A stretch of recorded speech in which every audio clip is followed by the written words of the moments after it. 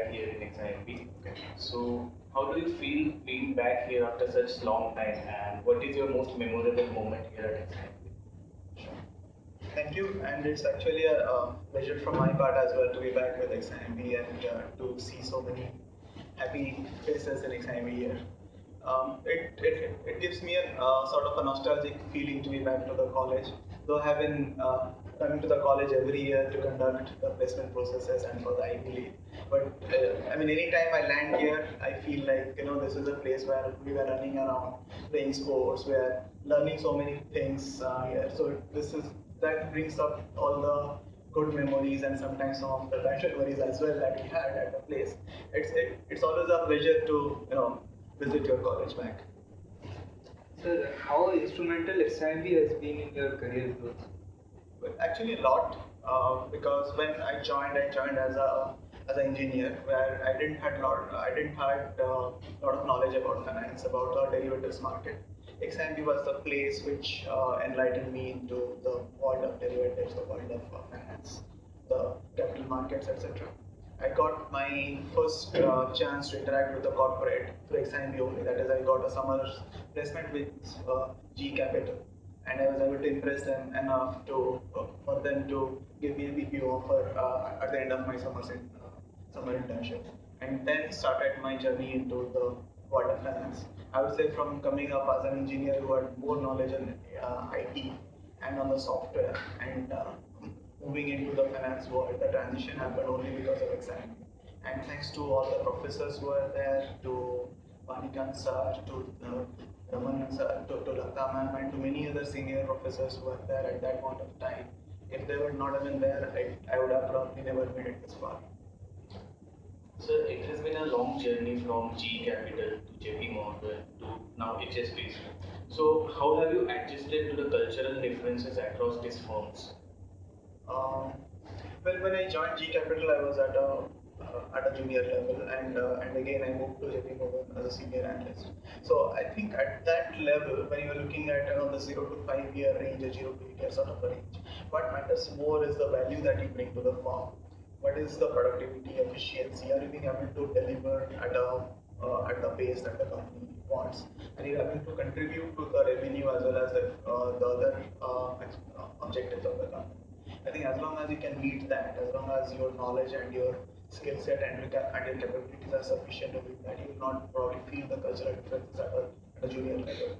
But the cultural differences impacts more at a more of a senior level when you have to bridge a lot of bridges, you have to make a connection with a lot of senior folks, and then you have to you have to have your own goals to drive the organization in that direction. So I think that cultural differences, the cultural part is more critical at a senior level. And I think at this is stage when I'm starting to make my stride into the senior management level at this stage. So I think those things will definitely come into place. But as I said, if you are a person who has a strong work ethics, who is capable, he has got his skill sets and his hard skills in place, and he has a decent amount of soft skills, you should be able to make it through. Sir, with mergers and acquisitions being on rise and startups being an easy target for big firms, so how much do you think is the scope for a startup to impact and as well as maintain its own identity? Um, well, I wouldn't say mergers and acquisitions are always a threat for the startups. See, what happens is, I'm just taking a slightly different view. Some of the startups and the founders, they actually found companies with the objective that it would be acquired by another company, with the objective of making a quick money at the end of 3 years or 5 years. So for them, as long as the startup market is growing and they're able to found new companies, come up with new ideas, and form a company and then sell it out to a bigger company, for them it is good.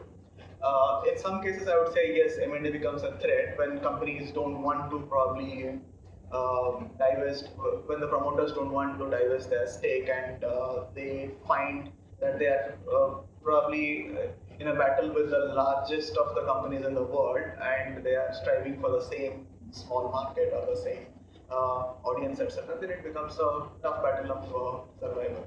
But within that, I think the startups will probably my sense is the startups always go for a niche sort of a service or a product which is not been solved by the large companies, or something of a new sort of a product which is comes up, which is a futuristic technology or a futuristic sort of a service, which will going to be taken up by the large companies after 5 to 7 years. So that gives them the space to build their own brand, build their own sort of I would say capability and attract uh, customers within that period. I think 5 to 7 years should be sufficient enough for a company to establish themselves. And after that, if they are able to uh, capture the audience on their own, have a own market for their own, they can probably grow. I think there are enough number of startups who have started 5, 7 years back was become large multi-billion dollar companies. OYO rooms is one. You'll see that Airbnb, OYO rooms, etc., Flipkart, and all the e-commerce models. Even on the hard, I would say, on the real sort of a sector model, you'll see a lot of hospitals have hospital chains have been formed in the last 5 to 7 years. In fact, coming up with a sector which is as standard as agriculture, you have seen a lot of dairy companies coming up and forming large chains as well. So all these companies were probably startups, like a small entities 5 to 10 years back, but within us, because of the right business model and catering to the need of the customers, they have not only grown but have become such a large that we are looking at the IPOs, etc. So we are living in a digital era right now. Okay. So 10 years down the line, how do you see digital transformation impacting the investment banking sector of the country? Oh, okay. I think this is one of the the topics which is already in discussion across banks, across India, across the world. I think what will happen is, I think digital transformation consists of probably things like your automation, artificial intelligence, and and robotics and all. So when we're looking at that sort of a transformation, some of the things, I think all the processes will definitely get more automated, will become more efficient, and become more probably from the will have a little less of a human touch and become more process oriented. That's the world that we're looking at. Then many of the standard processes might become a bit of redundant, and we are already talking about things like tailor counter, that the tailors being replaced by robots, which has already happened in Hong Kong and perhaps in some cities in Tokyo, etc. It could also have, but it's not always a bad thing, because what I see is there is a lot of amount, lot of effort that is spent in doing a lot of routine tasks, and if those things can be automated to some extent, if those things can be done by a machine, then it will free up the amount of it will free up some effort and free up some time for the senior management and for the people to invest their time into other things. For example, when I look at an investment banking transaction, a legal document can consist of probably 500-page documents. And if you have to replicate legal document, or you have to go through legal documents of the past, say 5, 10 transactions, etc., it will take hours and hours for one person to go through it and figure it out, and to make a summary of what are the relevant points of that. I heard that JP Morgan had produced a software called Coin, which helps in analyzing the legal documents and coming and summarizing them into very crisp sort of a notes, etc.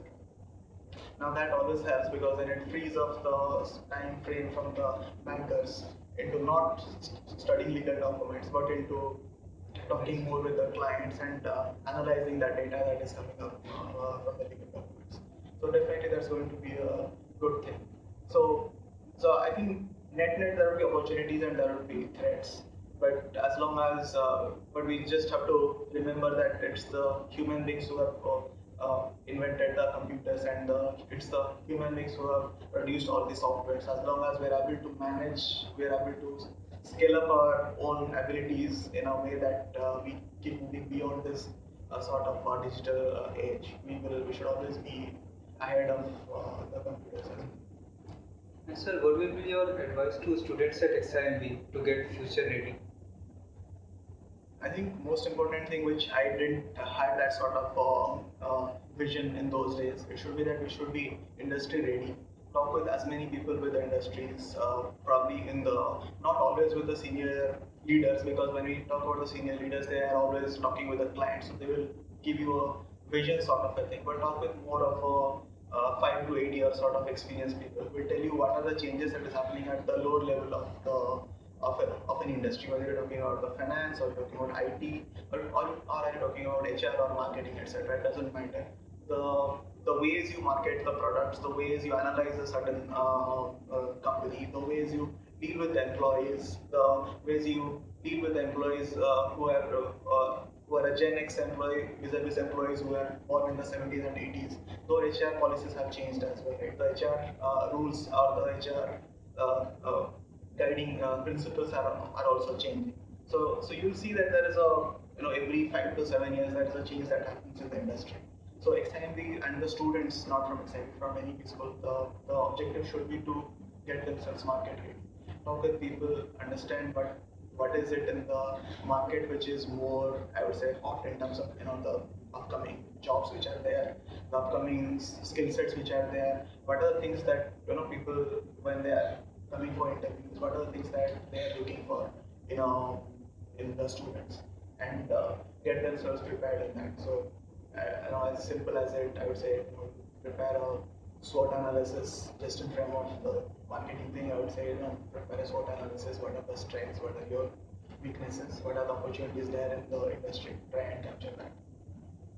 Thank you, sir, for your feedback. Thank you.